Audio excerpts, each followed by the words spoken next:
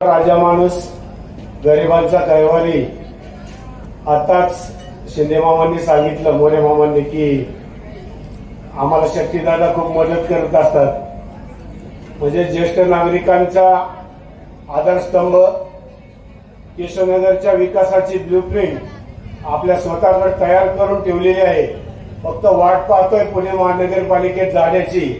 असा आमचा लहान भाऊ शक्तीदादा प्रधान याचा आज वाढदिवस 22 तारखेलाच असतो, परंतु दादानी आज तो या ठिकाणी घेतला।